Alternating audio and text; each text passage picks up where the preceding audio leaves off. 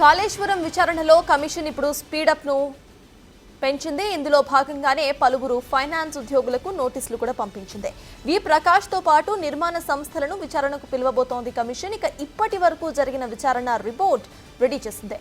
Report ను commission chief justice Chandra Ghose సిద్ధం చేశారు. అయితే మరోసారి మాజీ ఈఎన్సీలను విచారణకు పిలిచే అవకాశం కూడా ఉన్నట్లు తెలుస్తోంది. ఓవైపు విచారణ జరుపుతూనే రిపోర్ట్ కూడా సిద్ధం చేస్తోంది కమిషన్.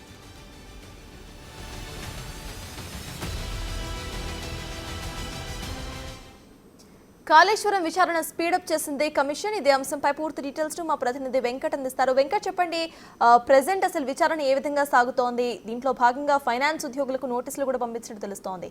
వాళ్ళు ఎప్పుడు విచారణకు హాజరు కావాలి? అప్డేట్స్ ఏంటి? సర్తాజ్, కాళేశ్వరం నిర్మాణం లావాదేవీలపైన ప్రధానంగా కమిషన్ ఫోకస్ పెడుతూ ముందుకు వెళ్తుంది. ఇప్పటికే ఇరిగేషన్ డిపార్ట్మెంట్లో దాదాపుగా ఏడాది పాటుగా, అంటే మార్చి ఏప్రిల్ వస్తే దాదాపు ఏడాది కంప్లీట్ అవుతుంది ఈ కమిషన్ అంతా కూడా ప్రారంభమై కాళేశ్వరం పైన. ఇక ఈ ఫిబ్రవరి చివరి నాటికి తుది గడువు ఉంది విచారణ. కాబట్టి ఖచ్చితంగా ఈ ఏదైతే ఈ ఎపిసోడ్లో పూర్తి స్థాయిలో విచారణ చేపట్టేందుకైతే కమిషన్ దూకుడుగా ముందుకు వెళ్తుంది. ఇప్పటి వరకు ఇరిగేషన్ శాఖకు సంబంధించిన అధికారులు ఎవరైతే ఉన్నారో వారి దగ్గర అందరూ కూడా అఫిడవిట్లు తీసుకున్నారు. అట్లనే పూర్తి స్థాయిలో విచారణ చేపట్టినటువంటి నేపథ్యం ఉంది. దాదాపు 200కు పైచీలకు పేపర్ మొత్తం ఒక నివేదిక ఇప్పటికే రెడీ చేశారు. ఇప్పటివరకు దాదాపు 80 మందికి పైగా అధికారులను విచారించిన కమిషన్ వారి అందరూ కూడా విచారించిన ఎవరైతే అధికారులు ఉన్నారో వారి ఇచ్చిన సమాచారం ఆధారంగా ఇప్పటివరకు 200కు పైచీలకు పేపర్ల నివేదికను రెడీ చేసి పెట్టుకున్నది. ఇక ఫైనాన్స్ డిపార్ట్మెంట్ చాలా కీలక పాత్ర ఉంటుంది కాళేశ్వరం నిర్మాణంలో.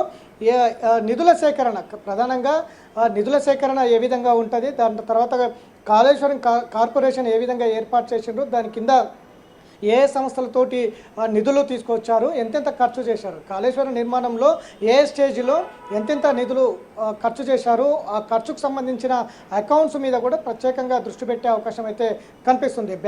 బ్యాంక్ అకౌంట్స్, అట్లనే కార్పొరేషన్ నిధుల సేకరణ, అట్లనే ఎవరెవరు దీనికి ప్రాతినిధ్యం వహించారు, దీనికి జడ్జిమెంట్ ఎవరు, అంటే నిధుల సేకరణ కావచ్చు, నిధులు ఇవ్వడం కావచ్చు, కాళేశ్వరం నిర్మాణంలో పనులు పూర్తయ్యాక నిధులు ఇచ్చారా, లేదంటే పనులు పూర్తి కాకముందే నిధులు శాంక్షన్ చేశారా అనే దాని మీద అయితే పూర్తి స్థాయిలో కమిషన్ దృష్టి పెట్టే అవకాశం కనిపిస్తూ ఉంది. ఇప్పటికే ఏదైతే గత బీఆర్ఎస్ ప్రభుత్వంలో ఉన్నటువంటి ఆర్థిక శాఖలో ప్రధానంగా ఇప్పటి వరకు, అంటే 2014 నుంచి ఇప్పటి వరకు పనిచేస్తున్నటువంటి రామకృష్ణారావు ప్రధాన కార్యదర్శిగా పనిచేశారు.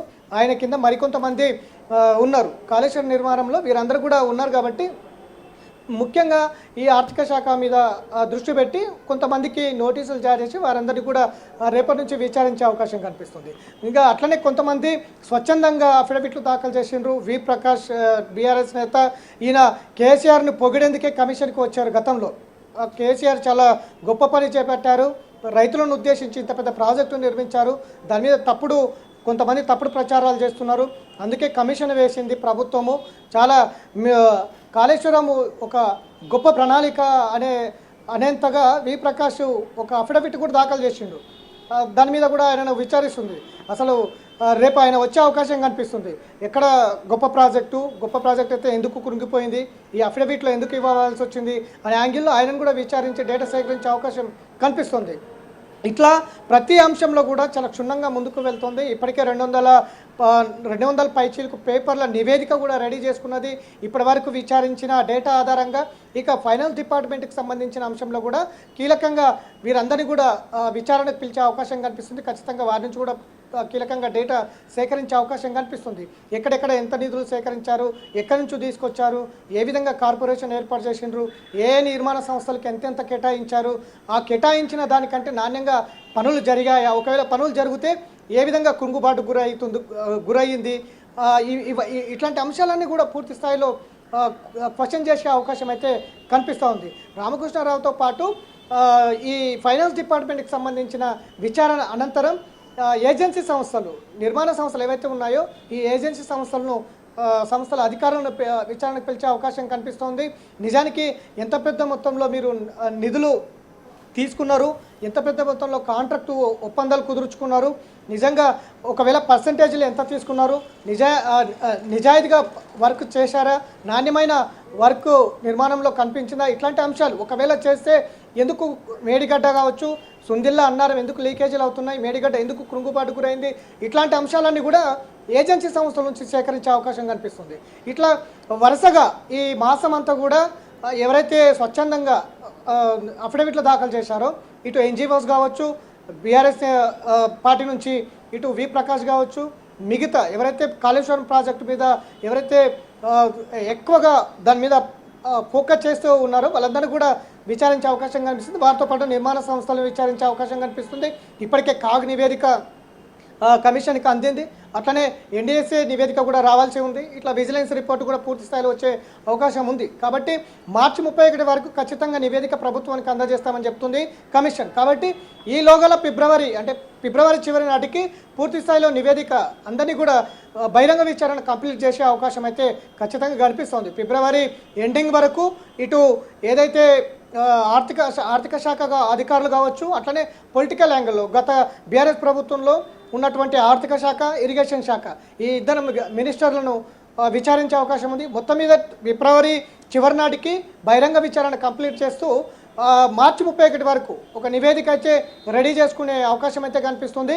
మార్చి 31 వరకు పూర్తి స్థాయిలో నివేదిక రెడీ చేసుకున్న తర్వాత అదొకసారి మరొకసారి పరిశీలన చేసి దానంతా అధ్యయనం చేసి ఏప్రిల్ 2వ వారం కావచ్చు, 3వ వారం కావచ్చు తుది నివేదిక ప్రభుత్వానికి ఇచ్చేందుకు కమిషన్ సిద్ధమవుతుందని చెప్పుకోవచ్చు.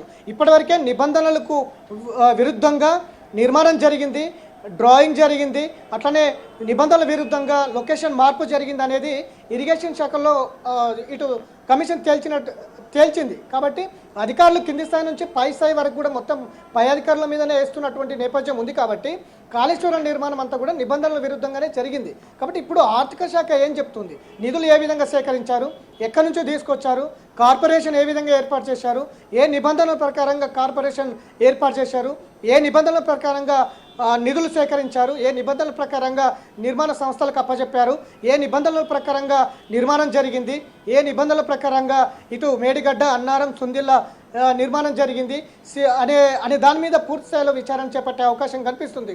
ఒకవేళ నిబంధనల ప్రకారమే కాళేశ్వరం నిర్మాణం జరిగితే గ్రౌండ్ లెవెల్లో ఎందుకు కోతకు గురైంది, గ్రౌండ్ లెవెల్లో ఎంత లోతుకు మీరు ఎస్టిమేషన్ వేశారు, పిల్లర్లు లేపారు అంటే ఇదంతా కూడా ఒక ప్రణాళికబద్ధంగా విచారించే అవకాశం కనిపిస్తోంది.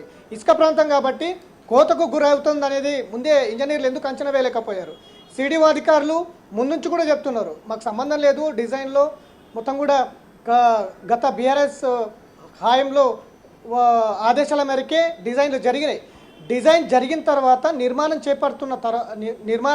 చేపడుతున్న దశకు వచ్చినప్పుడు సిడిఓ అధికారులను ఎంట్రీ చేశారు. ఇదంతా కూడా ఒక మాట వరుసకే నిర్మాణం జరిగిపోయింది. 2016లో ప్రారంభమైంది, 2019లో పూర్తయింది. పూర్తిగా ప్రాజెక్టు పూర్తయినట్టుగా కూడా జీవోలు విడుదల చేయడం, ఇవన్నీ కూడా కమిషన్ పరిగణనలో తీసుకుంటుంది.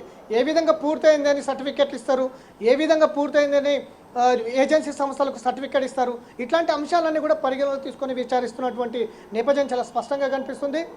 అట్లా ఇప్పటి వరకు ఇరిగేషన్ డిపార్ట్మెంట్కి సంబంధించిన టెక్నికల్ అంశాలు కావచ్చు, నిర్మాణానికి సంబంధించిన అంశాలు కావచ్చు, ఈఈ నుంచి ఈఎన్సీ వరకు పూర్తి స్థాయిలో విచారణ చేపట్టింది, డేటా సేకరించింది. అట్లా ఇప్పుడు ఆర్థిక శాఖ గత బీఆర్ఎస్ ప్రభుత్వంలో ఉన్నటువంటి ఆర్థిక శాఖ మీద కూడా పూర్తి స్థాయిలో డేటా సేకరించే అవకాశం కనిపిస్తుంది. నిధుల సేకరణ, బ్యాంకు అకౌంట్లు, లావాదేవీలు, అట్లనే నిధుల సేకరణ కావచ్చు, కార్పొరేషన్ ఏర్పాటు కావచ్చు, ఇట్లాంటి అంశాలన్నీ కూడా కార్పొరేషన్ ఏర్పాటు చేసిన తర్వాత దీనికి 1,00,000 కోట్ల రూపాయల నిధులు సేకరించారు. కానీ పాలమూరు రంగారెడ్డి ఎత్తిపోతల పథకాన్ని కూడా ఇదే కార్పొరేషన్ నుంచి నిధులు సేకరించారు. ఇవన్నీ అంశాలు కూడా పరిగణలోకి తీసుకొని విచారించే అవకాశం కనిపిస్తుంది. ముఖ్యంగా బ్యాంకు అకౌంట్స్, అట్లనే రికార్డు బుక్స్, ఇవన్నీ కూడా ఆర్థిక శాఖకు సంబంధించిన అన్ని కోణాల్లో కూడా పూర్తి స్థాయిలో విచారించే అవకాశం కనిపిస్తుంది. అందులో ప్రధానంగా రామకృష్ణరావు ఉన్నారు, రామకృష్ణరావుతో పాటు నాగిరెడ్డి కూడా ఉన్నారు, ఆయన కూడా రిటైర్డ్ అధికారి. ఇట్లా మొత్తం కూడా బ్యూరోక్రాట్స్ 7 మందిలో ఇప్పటి వరకు 6 మంది విచారణ పూర్తయింది. మిగిలింది రామకృష్ణారావు కాబట్టి రామకృష్ణారావును కూడా రేపు మాపో పిలిచే అవకాశం అయితే కనిపిస్తుంది. మొత్తం ఓవరాల్గా ఈ ఒక్కొక్కరిని కూడా ఎవరైతే ఒక్కొక్కరిని కూడా విచారించిన తర్వాత పూర్తి స్థాయిలో డేటా సేకరించిందో ఒక్కొక్కరిని పిలుస్తున్నటువంటి నేపథ్యం ఉంది. కాబట్టి ఆర్థిక శాఖ సంబంధించిన అధికారులు కంప్లీట్ అయిన వెంటనే పూర్తి స్థాయిలో ఏజెన్సీ సంస్థలు ఏవైతే నిర్మాణ సంస్థలు ఉన్నాయో అవి కూడా పిలిచే అవకాశం ఉంది. ఏ విధంగా టెండర్ వేశారు, ఏ విధంగా టెండర్ తీసుకున్నారు, ఏ విధంగా నిధులు ప్రభుత్వం మీకు ఇచ్చింది, నిబంధనల ప్రకారమే తీసుకున్నారా లేదంటే నోటి మాటకే డబ్బులు ఇచ్చారా అనే దాని మీద కూడా పూర్తి స్థాయిలో క్లారిటీ రావాల్సి ఉంది. ఎందుకంటే ఈ ఫార్ములా రేజులో మనం చూసినాం, ఖచ్చితంగా జేబులో అంటే పర్సులో నుంచి తీసి ఇచ్చేసినట్టుగా దాదాపు కొన్ని కోట్ల రూపాయలు 51 కోట్ల రూపాయలు ట్రాన్స్ఫర్ చేసినటువంటి నేపథ్యం ఉంది. ఒక క్యాబినెట్ అనుమతి లేకుండా, ఒక ఆర్బీఐ రూల్స్ పాటించకుండా నిధులు ఏకంగా విదేశీ మార్గద్రవ్యంలో ట్రాన్స్ఫర్ చేసినటువంటి నేపథ్యం ఉంది ఫార్ములా ఈ రేజులో. కానీ ఇక్కడ కూడా అలాంటివి ఏమైనా జరిగాయా, ఏ నిబంధనల ప్రకారమే జరిగాయా, కేబినెట్ ఆమోదం ఉందా, 1,00,000 కోట్ల రూపాయలు ఏ విధంగా ఎక్కడ పెట్టారు, ఏ విధంగా ఏ సంస్థలు ఎంత మొత్తంలో తీసుకున్నాయి, ఇవాళ కుంగుబాటి కారణం ఏంటి, ఇంత పెద్ద మొత్తంలో దాదాపు 13 జిల్లాల రైతులు బాగుపడాల్సిన ప్రాజెక్టు ఇవాళ నిర్మానుష్యంగా పడడానికి కారణం ఏంటి అనే దాని మీద పూర్తి స్థాయిలో ఈ నిధుల సేకరణ పైన లావాదేవీల పైన ఆరా తీసే అవకాశం అయితే స్పష్టంగా కనిపిస్తుంది. ఖచ్చితంగా ఆర్థిక శాఖకు సంబంధించిన అధికారులు పూర్తయిన వెంటనే వచ్చే నెల ఫిబ్రవరి మొదటి వారం కావచ్చు, రెండవ వారం కావచ్చు, లేదా చివరి వారం వరకు ఖచ్చితంగా పొలిటికల్ ఎంట్రీ ఉంటుంది.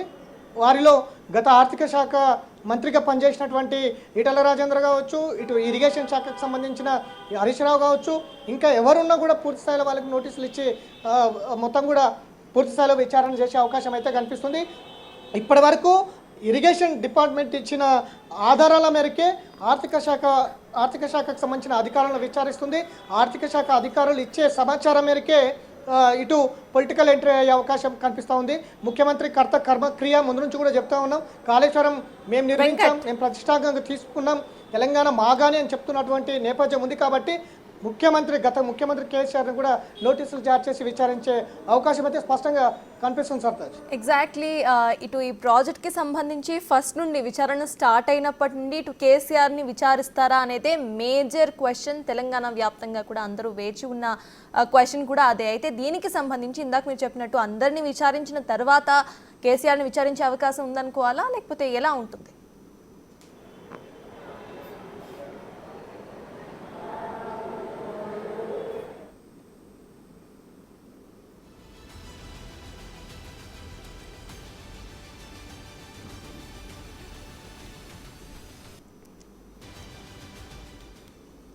ఇక కాళేశ్వరం విచారణలో కమిషన్ స్పీడ్ను పెంచింది. ఇందులో భాగంగా పలువురు ఫైనాన్స్ ఉద్యోగులకు నోటీసులు పంపించింది. వి ప్రకాష్తో పాటు నిర్మాణ సంస్థలకు విచారణకు పిలువబోతోంది కమిషన్. అయితే ఇప్పటి వరకు జరిగిన విచారణ రిపోర్ట్ రెడీ చేసింది. రిపోర్ట్ను కమిషన్ చీఫ్ జస్టిస్ చంద్రఘోష్ సిద్ధం చేశారు. అయితే మరోసారి మాజీ ఈఎన్సీలను కూడా విచారణకు పిలిచే అవకాశం ఉన్నట్లుగా తెలుస్తోంది. ఓవైపు విచారణ జరుపుతూనే రిపోర్ట్ కూడా సిద్ధం చేస్తోంది కమిషన్. ఇక మార్చి నెలాఖరు వరకు కమిషన్ పూర్తి స్థాయి రిపోర్ట్ను రెడీ చేయబోతోంది. ఫైనాన్స్ అండ్ పాలసీ, టెక్నికల్ అంశాలపై కూడా విచారణ పూర్తి చేసింది కమిషన్. ఇప్పటి వరకు ఎంక్వైరీలో రూల్స్ బ్రేక్ చేసి నిధులు రిలీజ్ చేసినట్లుగా గుర్తించారు. దీంతో రూల్స్ పాటించని ఆఫీసర్స్పై కూడా సెక్షన్ 70 ప్రకారం చర్యలు తీసుకునే అవకాశం కనిపిస్తోంది. నిబంధనలు పాటించకుండా గత బీఆర్ఎస్ సర్కార్ కాంట్రాక్టర్స్ ను మార్చినట్లు కమిషన్ గుర్తించింది. సో పనులు పూర్తి కాకుండానే బిల్లులు రిలీజ్ చేసినట్లుగా కూడా నిర్ధారించింది. దీనికి సంబంధించి ఉద్యోగులకు కూడా సెక్షన్ 70 ప్రకారం ఇక్కడ శిక్ష విధించే అవకాశం మనకు కనిపిస్తోంది.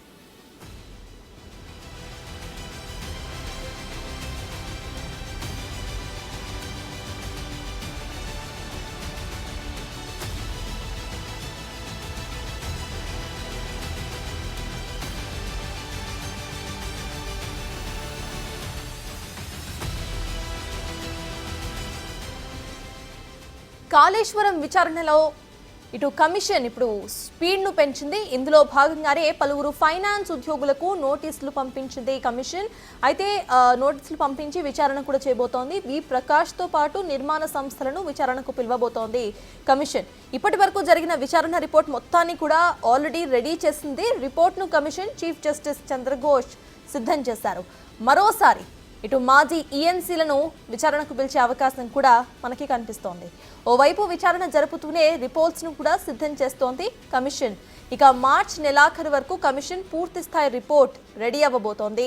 సో ఇట్స్ ఆల్రెడీ జనవరి, ఇంకొక నెలన్నరలో ఇటు పూర్తి స్థాయి రిపోర్ట్ అనేది అందుబాటులోకి రాబోతోంది. ఫైనాన్స్ అండ్ పాలసీ, టెక్నికల్ అంశాలపై విచారణ పూర్తి చేసింది కమిషన్ ఇప్పటి వరకు. ఇక ఎంక్వైరీలో రూల్స్ బ్రేక్ చేసి నిధులను రిలీజ్ చేసినట్లుగా ప్రూఫ్స్తో గుర్తించారు. దీంతో రూల్స్ పాటించని ఆఫీసెస్ పై సెక్షన్ 70 ప్రకారం చర్యలు తీసుకునే ఛాన్స్ కనిపిస్తోంది. నిబంధనలు పాటించకుండా గత బీఆర్ఎస్ సర్కార్ కాంట్రాక్టర్స్ ను మార్చినట్లుగా కమిషన్ గుర్తించింది. పనులు పూర్తి కాకుండానే బిల్లులు రిలీజ్ చేసినట్లు నిర్ధారించింది.